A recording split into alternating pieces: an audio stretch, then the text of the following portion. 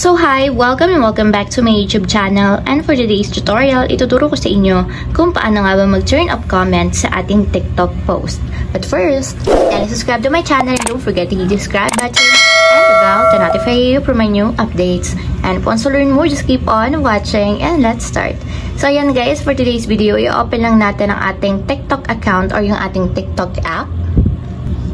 And then, pagka-open guys, mula dito sa pinakang homepage, pumunta lang tayo sa profile ng ating TikTok.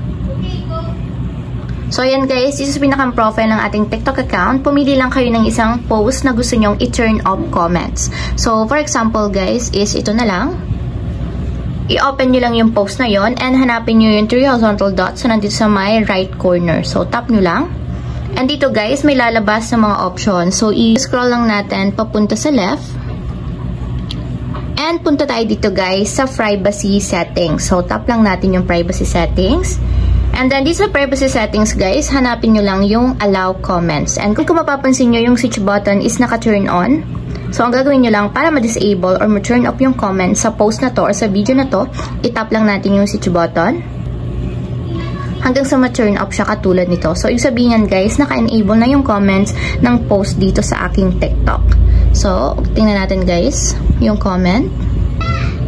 And kung makita nyo guys, you turn off comments. So, kasi nga, disable na natin yung comments dito sa aking TikTok post.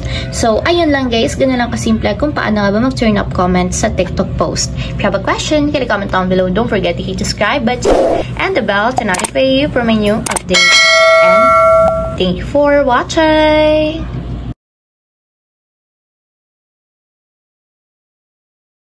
Living life, every day, late at night, not okay.